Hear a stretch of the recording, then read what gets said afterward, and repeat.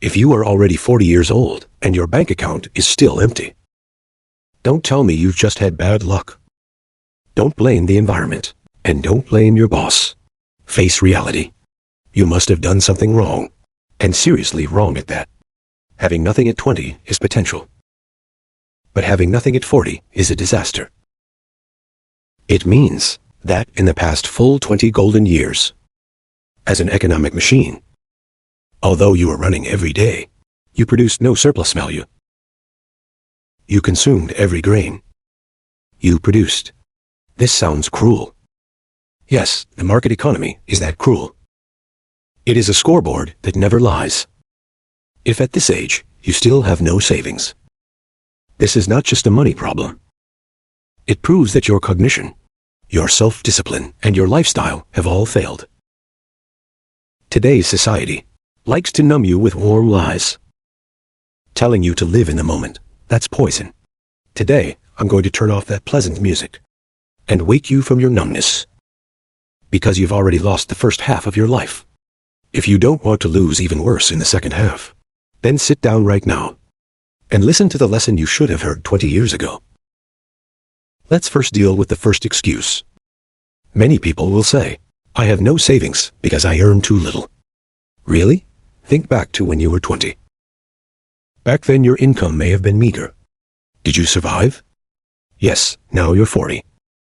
Your income may have tripled, or even quintupled, yet you still live paycheck to paycheck. Where did your money go? It was devoured by a monster called lifestyle inflation. This is the greatest folly of modern people. You believe in a flawed logic. My income has increased, so my quality of life must also rise accordingly. So you went from taking the subway to driving, from renting a small apartment to buying a big house, from drinking instant coffee to specialty brews. The more you earn, the more you spend. Your expense curve perfectly matches your income curve. This leads to a terrifying result. No matter how fast you run, you never have any surplus. I've seen too many so-called middle-class people. They live in decent neighborhoods, drive luxury cars, and send their children to private schools. On the surface, they seem like winners, but in reality, they are only 3 months away from bankruptcy. All it takes is one layoff, one serious illness, and their lives collapse like a house of cards. That's not wealth. That's high-income poverty. Real wealth isn't the money you spend. Real wealth is the money you don't spend. It's the desires you suppress today, in exchange for future freedom. If at 40, you still have no savings, it means that over the past 20 years, you completely lost to your desires. You are a terrible steward. You turned what could have become an army into nothing but depreciating junk. What is the most terrifying cost of having no savings at 40? It's not that you can't afford things now. It's that you miss time. Einstein said compound interest is the 8th wonder of the world. But compound interest has one core element: time. The 10,000 you saved at 20 may turn into 300,000 by the time you're 60. But the 10,000 saved at 40 may only become 50,000 by 60. The leverage effect of time is rapidly disappearing. In the past 20 years, you should have planted a forest. But because of your extravagance, you ate all the seeds. Now you stand on the wasteland at 40, empty-handed. You want to start planting trees now? You can, but the tree's growth can no longer keep up with the speed of your aging. That's why I say you were wrong. You made a mathematical mistake. You underestimated early accumulation and overestimated future income. You thought you'd make big money later, so there was no need to save now. But the reality is that after 40, your income may hit a ceiling, while your expenses, supporting parents, children's education, and healthcare will rise exponentially. At the age when you most need allies, that is, assets and resources, you find yourself alone and helpless. You must sell your time, your strength, and your dignity to survive. This is a total strategic defeat. There's another kind of person who will say I have no savings because my talent is unrecognized. The world doesn't appreciate me. Listen, this may be harsh, but I have to tell you, in a market economy, your bank balance is the report card of the value you've provided to society over the past 20 years If at 40, you still have nothing, it can only mean one thing. You're not as valuable as you think. Or you failed to turn your so-called talent into something society truly needs. The market is brutally honest.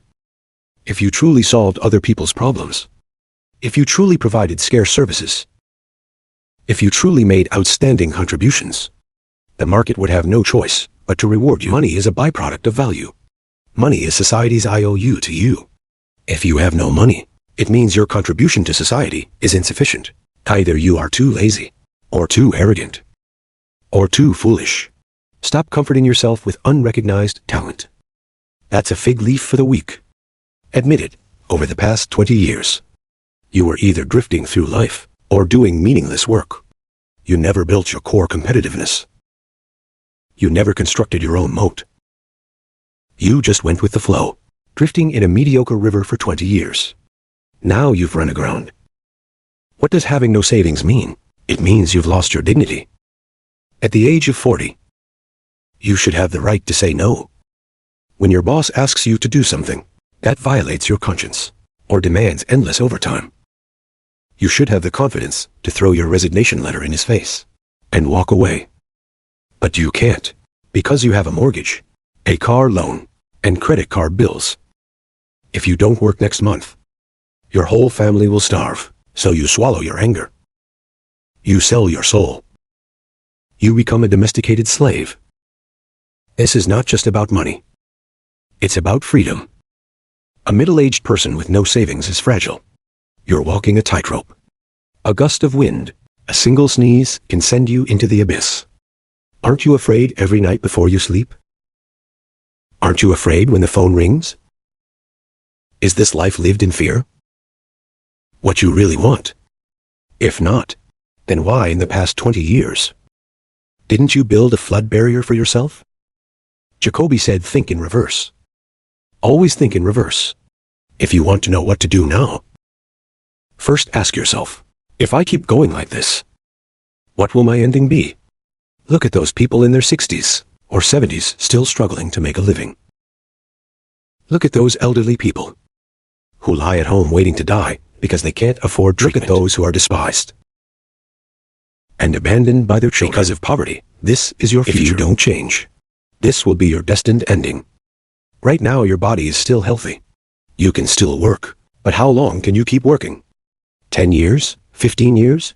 When your physical strength declines, when your thinking slows down, when you are replaced by I and younger people, what will you rely on to survive? If at 40 you still have no savings, you are actually standing at the edge of a cliff. It's just because you're still sliding forward that you haven't fallen yet. But gravity will take effect sooner or later. You must feel fear. This fear is healthy. It can wake you from blindness. It can make you realize that you no longer have the right to waste even a single dollar, or even a single minute. Is there still hope? Yes, as long as you're not dead. There is still hope, but you must understand, you no longer have time to take it slow. You need a shock therapy. Ordinary money-saving tricks, like drinking one less cup of coffee, are useless for you now. You need structural change. First, admit failure. Admit that your lifestyle over the past 20 years was completely wrong. Admit that at this stage, you are a loser. Let go of your ridiculous pride. Pride is worthless in the face of survival. Second, cut drastically. Slash your living expenses by 50%. Yes, 50%. Sell the car you can't afford. Move to a cheaper neighborhood. Or a smaller house. Stop all entertainment spending. Stop all ineffective socializing. You are in a state of war. Your enemy is poverty. No one goes on vacation during a war. Third, save aggressively. Force yourself to save 30% or even 50% of your income. It will be painful. You will feel your quality of life drop sharply. But this is the price of redemption. You must use your extreme pain now to repay the debt of the past 20 years. While fixing your financial holes, you must also fix your brain. Why do you have no savings? The root cause is that your abilities don't match your position. Your understanding, your self-discipline, and your capabilities are not worthy of wealth staying with you. Starting today, become a student again. just as you should have at 20. Go read. Go study. Improve your skills. Build your internal scorecard. Stop looking at what cars others drive, what houses they live in. That's their life. Your life is about survival. Tell yourself, I am not worthy of enjoying those luxuries until I have enough margin of safety. I am not worthy of rest until I have built my own passive income.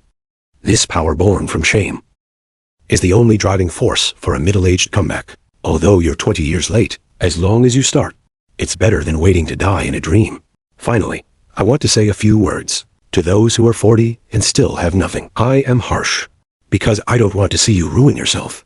I've said so many unpleasant things to sting you, to wake you up. Although you've made many mistakes, although you wasted the most precious time, that doesn't mean your life is over. The founder of KFC started his business at 65. Charlie Munger also had nothing in his 30s, and even lost his son. As long as you are alive, the game is not over.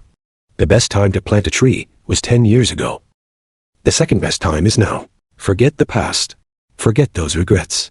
Forget those missed opportunities. Keep your eyes on the road beneath your feet. Starting today, save your first dollar. Starting today, understand your first financial statement. Starting today, be a rational, self-disciplined, and responsible adult. This road will be long and steep and lonely, but it is your only way out. Climb up, don't die at the foot of the mountain.